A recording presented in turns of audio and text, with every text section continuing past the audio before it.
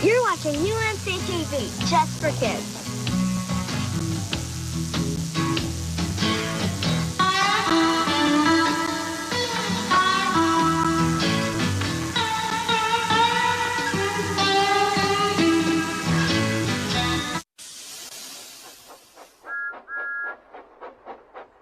Thomas and Friends, making tracks to great destinations.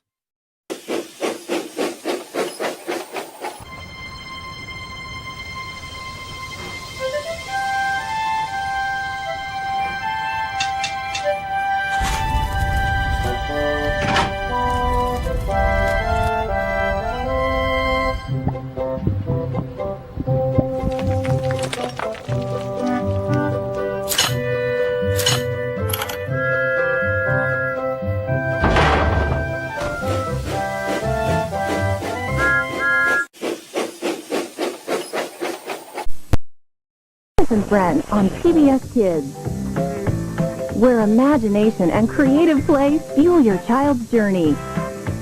Lego Duplo, building sets for preschoolers. Watching is learning. Orajel Training Toothpaste and Arm & Hammer Spin Brush Kids Toothbrushes. Proud supporters of Healthy Smiles and Thomas and Friends on PBS.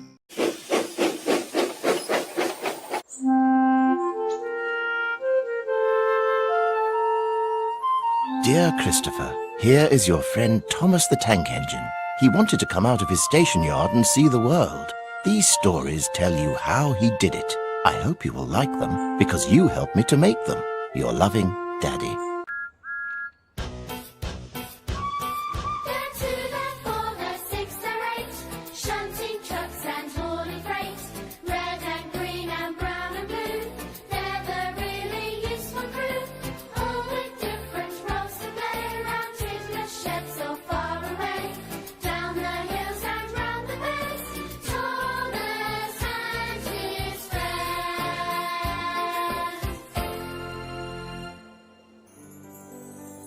The island of Sodor is surrounded by beautiful blue sea. It has fields of green and sandy yellow beaches. There are rivers, streams, and lots of trees where the birds sing. There are windmills and a coal mine, and docks where visitors to the island arrive. The island also has lots and lots of railway lines. Who's that puffing down the track? It's Thomas! Hello, Thomas! Hello, everybody! Welcome to the island of Sodor.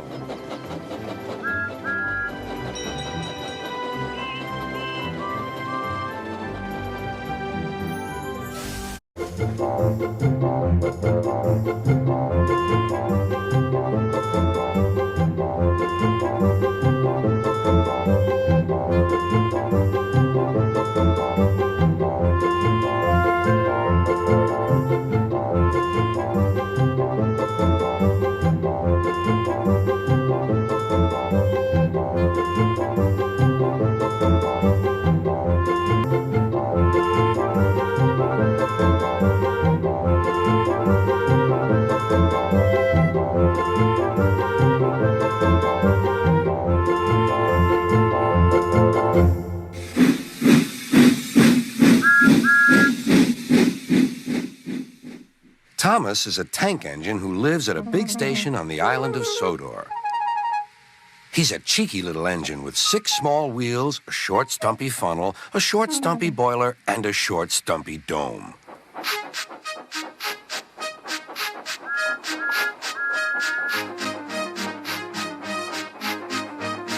He's a fussy little engine, too, always pulling coaches about, ready for the big engines to take on long journeys. And when trains come in, he pulls the empty coaches away so that the big engines can go and rest.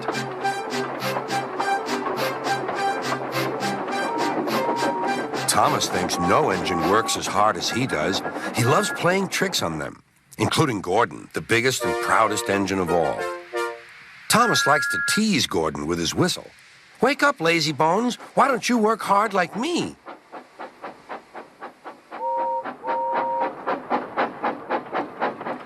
One day, after pulling the big express, Gordon had arrived back at the sidings very tired. He was just going to sleep when Thomas came up in his cheeky way. Wake up, lazy bones. Do some hard work for a change. You can't catch me. And off he ran, laughing. Instead of going to sleep again, Gordon thought how he could get back at Thomas. One morning, Thomas wouldn't wake up. His driver and fireman couldn't make him start. His fire went out and there was not enough steam. It was nearly time for the express. People were waiting, but the coaches weren't ready. At last, Thomas started. Oh dear, he yawned. He fussed into the station where Gordon was waiting. Hurry up, you, said Gordon. Hurry up yourself, replied Thomas. Gordon, the proud engine, began making his plan to teach Thomas a lesson for teasing him. Almost before the coaches had stopped moving, Gordon reversed quickly and was coupled to the train. Get in quickly, please, he whistled. Thomas usually pushed behind the big trains to help them start, but he was always uncoupled first. This time, Gordon started so quickly they forgot to uncouple Thomas. Gordon's chance had come.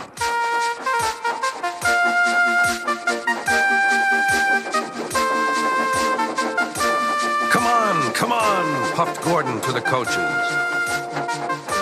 The train went faster and faster. Too fast for Thomas. He wanted to stop, but he couldn't. Beep, beep. Stop, stop. Hurry, hurry, hurry, laughed Gordon. You can't get away, laughed the coaches. Poor Thomas was going faster than he had ever gone before.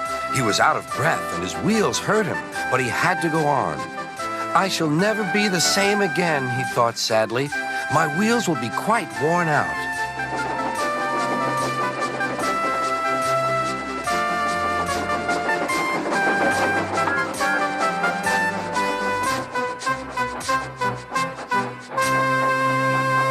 At last, they stopped at a station.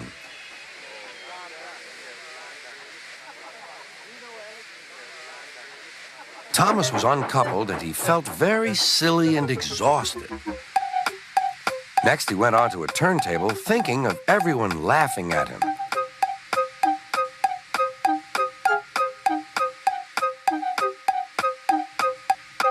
And then he ran onto a siding out of the way. Well, little Thomas, chuckled Gordon, now you know what hard work means, don't you? Poor Thomas couldn't answer. He had no breath. He just puffed slowly away to rest and had a long, long drink. Maybe I don't have to tease Gordon to feel important, Thomas thought to himself, and he puffed slowly home.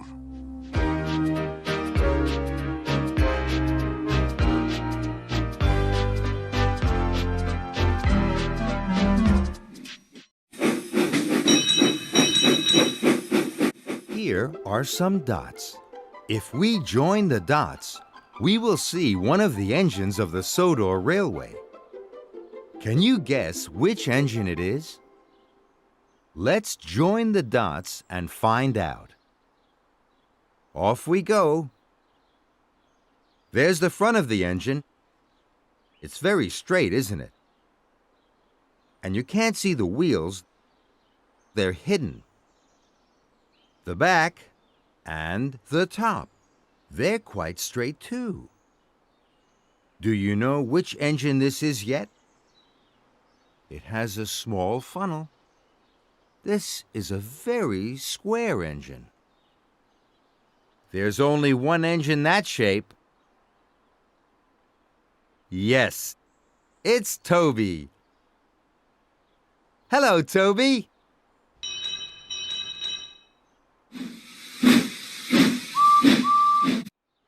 You can often tell whether Thomas is happy or sad. When he's happy, he blows his whistle. When he's sad, he lets out a slow whoosh of steam.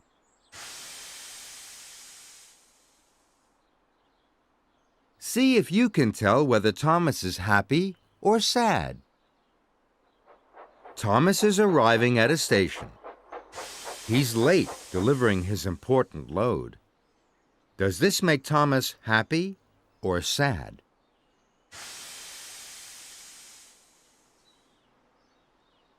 Thomas is wheezing out steam. Can you remember what that means?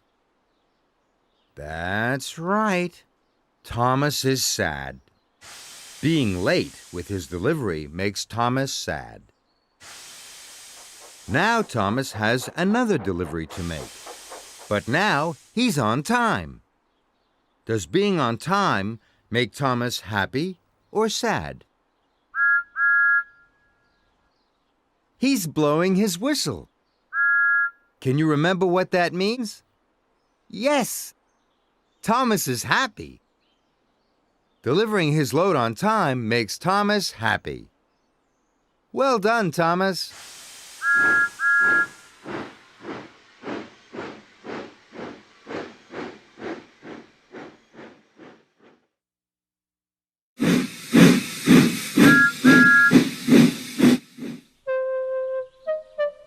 One day, Edward was in the shed where he lived with the other engines. They were all bigger than Edward and boasted about it. "The driver won't choose you again," said Gordon. "He wants strong engines like us." But the driver and fireman felt sorry for Edward. "Would you like to come out today?" "Oh, yes, please," said Edward. So they lit his fire, made lots of steam, and Edward puffed away.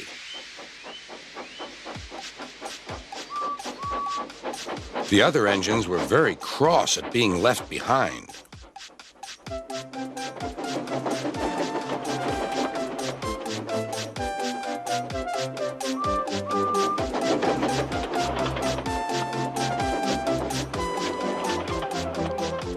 Edward worked hard all day. The coaches thought he was very kind, and the driver was very pleased.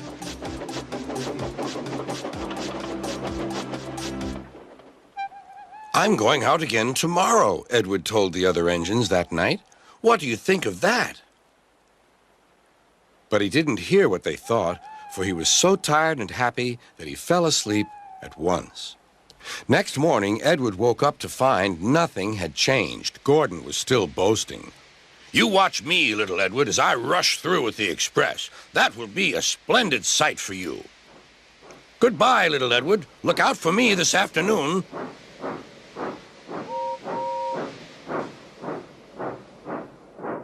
Edward went off to do some shunting. He liked shunting. It was fun playing with freight cars. He would come up quietly and give them a push. Then he would stop, and the silly freight cars would go bump into each other. "Oh!" they cried. "Whatever is happening?"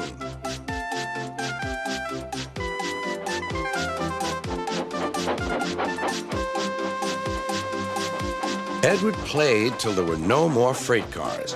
Then he stopped to rest. Presently, he heard a whistle. Gordon was cross. Instead of nice shining coaches, he was pulling a dirty freight train. "A freight train, a freight train, a freight train," he grumbled. "The shame of it, the shame of it, oh, the shame of it." Edward laughed and went to find some more freight cars. Then there was trouble. "Gordon can't get up the hill," the porter called to Edward's driver. "Will you take Edward and push him, please?" They found Gordon halfway up and very cross. His driver and fireman were talking to him severely. "You're not trying." "I can't do it," said Gordon. "The noisy freight cars hold an engine back so." Edward's driver came up. "We've come to push." "No use at all," said Gordon. "You wait and see," replied Edward's driver. They brought the train back to the bottom of the hill.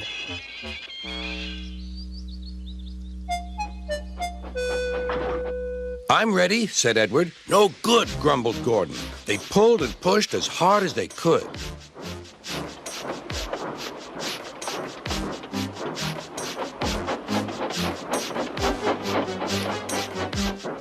"I can't do it. I can't do it. I can't do it, puffed Gordon. I will do it. I will do it. I will do it, puffed Edward. Edward pushed and puffed and puffed and pushed as hard as ever he could. And almost before he realized it, Gordon found himself at the top of the hill. I've done it! I've done it! I've done it, he said proudly. He forgot all about kind Edward and didn't say thank you. Edward was left out of breath and far behind, but he was happy because he had been so helpful. At the next station, he found that the driver and fireman were very pleased with him. The fireman gave him a nice long drink, and the driver said, I'll get out my paint tomorrow and give you a beautiful coat of blue with red stripes. Then you'll be the smartest engine in the shed.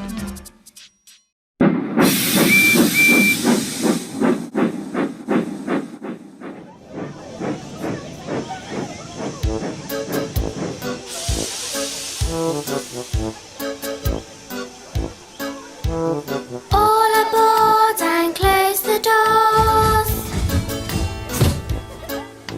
Whistle blows and the engine roars. Spinning wheels beginning to grip.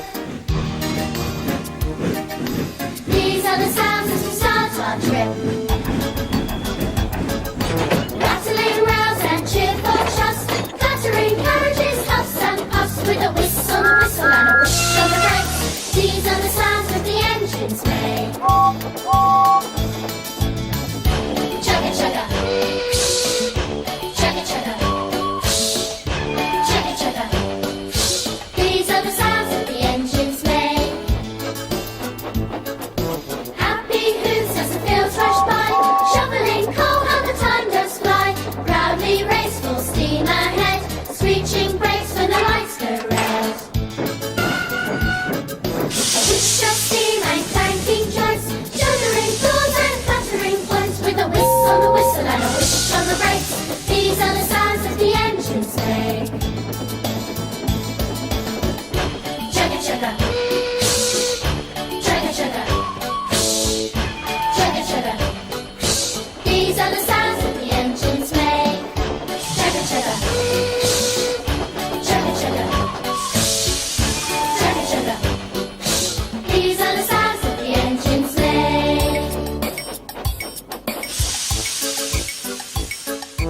These are the sounds as we start our trip. Big wheels squeal as they start to grip. Off we go with a chuff, chuff, chuff. Climbing stone with a puff, puff, puff. Happy hooves as the fields rush by, shoveling coal and the time does fly. Proudly race full steam ahead, screeching brakes when the lights go red. A wish of steam and clanking joints, shuddering doors and clattering points, with a whistle and a whoosh on the brakes. These are the sounds that the engines make. Chugga chugga, chugga chugga, chugga chugga. These are the sounds that the engines make. Chugga chugga, chugga chugga, chugga chugga. These are the sounds that the engines make.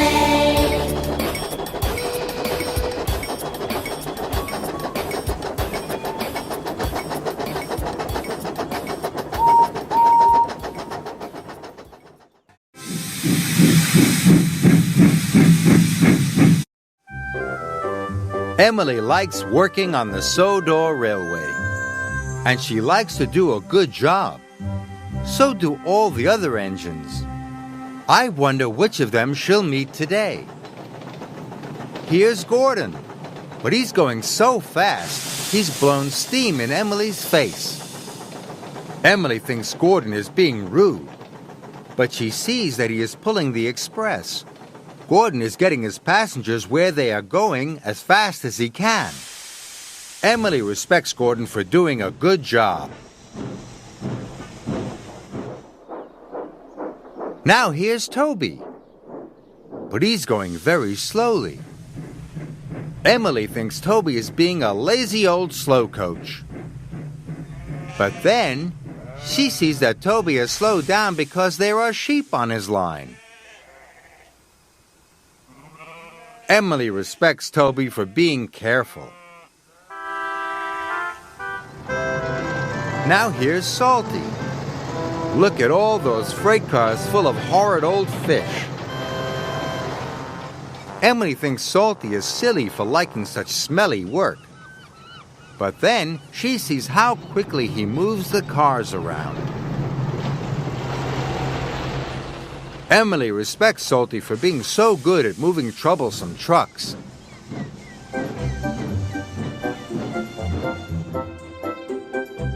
Gordon, Toby, and Salty have all done their jobs very well. And Emily knows why she should respect them.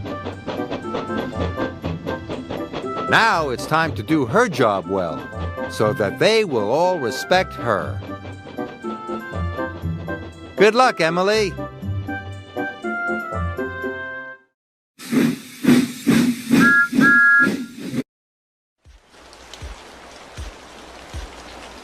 Once an engine attached to a train was afraid of a few drops of rain. It went into a tunnel and squeaked through its funnel and wouldn't come out again.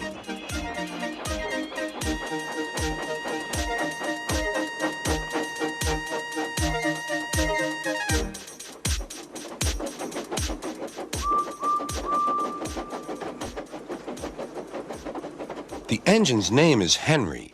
His driver and fireman argued with him, but he would not move. "The rain will spoil my lovely green paint and red stripes," he said.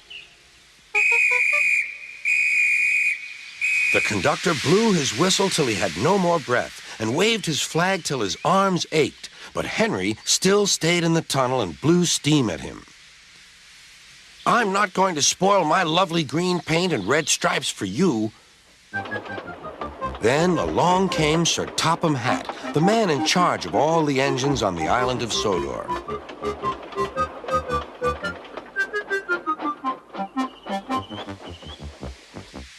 "We will pull you out," said Sir Topham Hatt. But Henry only blew steam at him.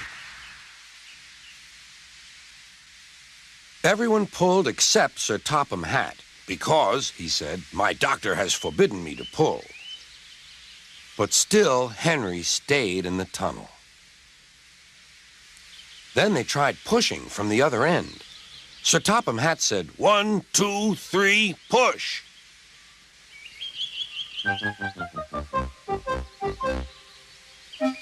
But he didn't help. "My doctor has forbidden me to push," he said.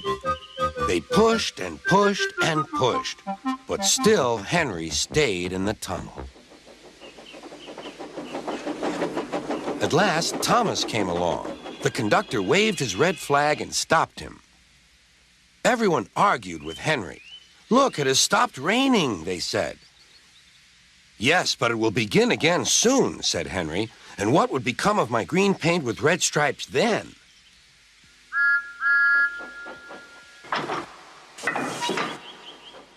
Thomas pushed and puffed and pushed as hard as ever he could. But still, Henry stayed in the tunnel.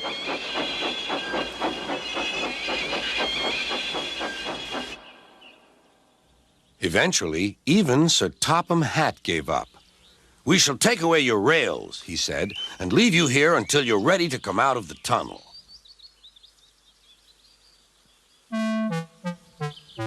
They took up the old rails and built a wall in front of Henry so that other engines wouldn't bump into him.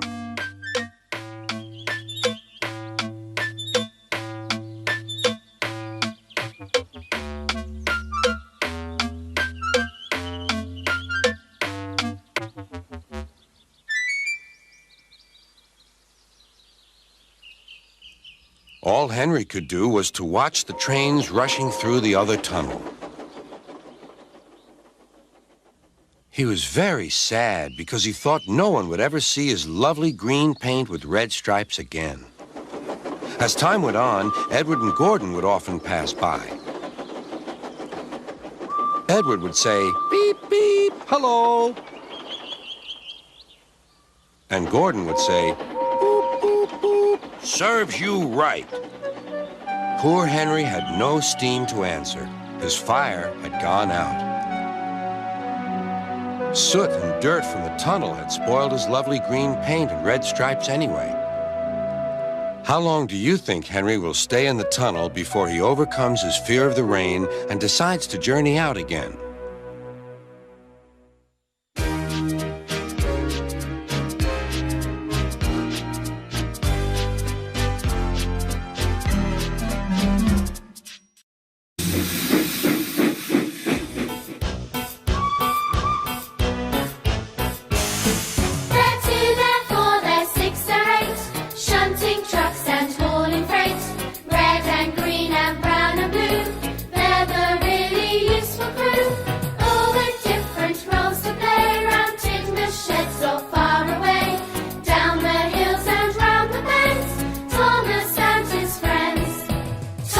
He's the cheeky one.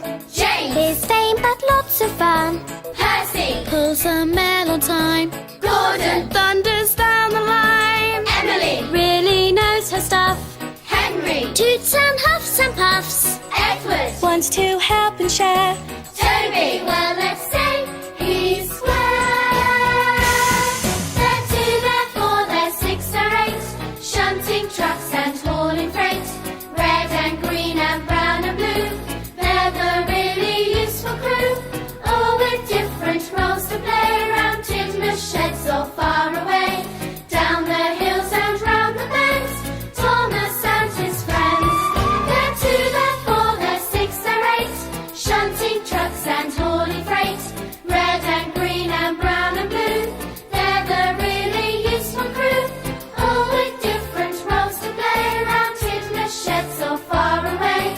Down the hills and round the bends. Thomas and his friends.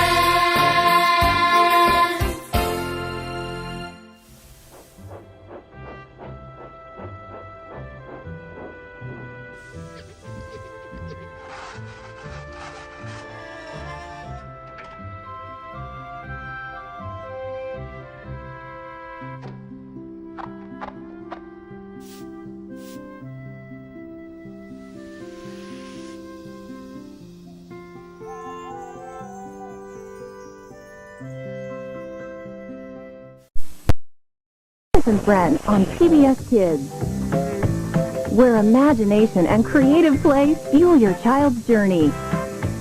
Lego Duplo, building sets for preschoolers. Watching is learning. Orajel Training Toothpaste and Arm & Hammer Spin Brush Kids Toothbrushes. Proud supporters of Healthy Smiles and Thomas & Friends on PBS.